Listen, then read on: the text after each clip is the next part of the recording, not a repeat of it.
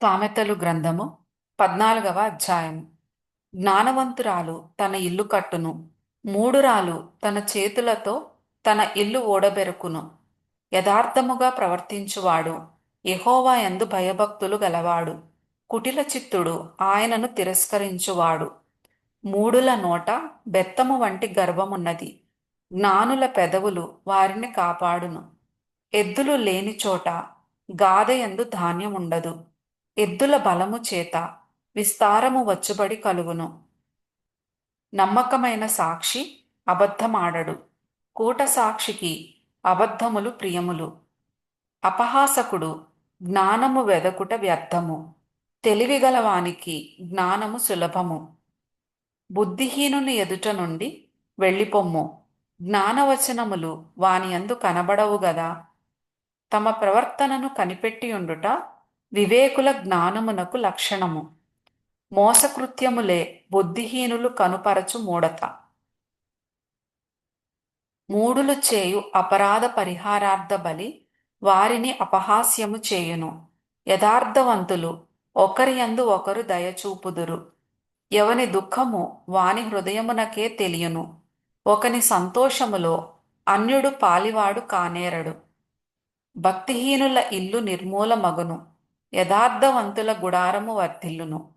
ఒకని ఎదుట సరియైనదిగా కనబడు మార్గము కలదు, అయితే తుదకు అది మరణమునకు త్రోవ తీయును.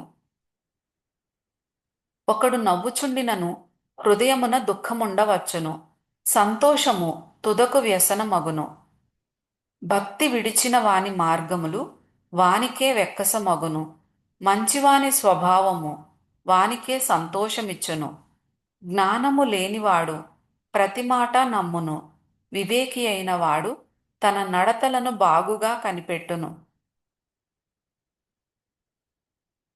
జ్ఞానము గలవాడు భయపడి కీడు నుండి తొలగును. బుద్ధిహీనుడు విర్రవీగి నిర్భయముగా తిరుగును. త్వరగా కోపపడువాడు మూఢత్వము చూపును. దుర్యోచనలు కలవాడు ద్వేషింపబడును. జ్ఞానము లేని వారికి మూఢత్వమే స్వాస్థ్యము. వివేకులు జ్ఞానమును కిరీటముగా ధరించుకొందురు. చెడ్డవారు మంచివారి ఎదుటను, భక్తిహీనులు నీతిమంతుల తలుపునొద్దను వంగుదురు. దరిద్రుడు తన పొరుగు వారికి అసహ్యుడు. ఐశ్వర్యవంతుని ప్రేమించువారు అనేకులు. తన పొరుగువాని తిరస్కరించువాడు పాపము చేయువాడు. బీదలను కటాక్షించువాడు ధన్యుడు. కీడు కల్పించువారు తప్పిపోవుదురు. మేలు కల్పించువారు కృపాసత్యముల నొందుదురు. ఏ కష్టము చేసినను లాభమే కలుగును. వట్టి మాటలు లేమిడికి కారణములు. జ్ఞానుల ఐశ్వర్యము వారికి భూషణము.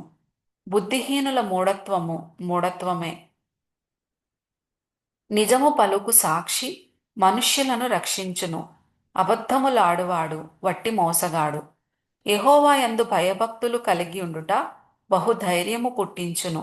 అట్టివారి పిల్లలకు ఆశ్రయ స్థానము కలదు. యెహోవా యందు భయభక్తులు కలిగి ఉండుట జీవపు ఊట, అది మరణ పాశములలో నుండి విడిపించును. జన సమృద్ధి కలుగుట చేత రాజులకు ఘనత వచ్చును. జనక్షయము రాజులకు వినాశకరము. దీర్ఘశాంతము గలవాడు మహావివేకి. ముంగోపి మూఢత్వమును బహుమానముగా పొందును. సాత్వికమైన మనస్సు శరీరమునకు జీవము, మత్సరము ఎముకలకు కుళ్ళు. దరిద్రుని బాధించువాడు వాని సృష్టికర్తను నిందించువాడు. బీదను కనికరించువాడు ఆయనను గనపరచువాడు.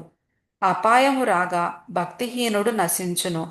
మరణకాలమందు నీతిమంతునికి ఆశ్రయము కలదు. తెలివిగలవాని హృదయమందు జ్ఞానము సుఖనివాసము చేయును. బుద్ధిహీనుల అంతరంగములోనున్నది బయలుపడును. నీతి జనములు ఘనతకెక్కుటకు కారణము. పాపము ప్రజలకు అవమానము తెచ్చును. బుద్ధిగల సేవకుడు రాజులకిష్టుడు. అవమానకరముగా నడుచువాని మీద రాజు కోపించును.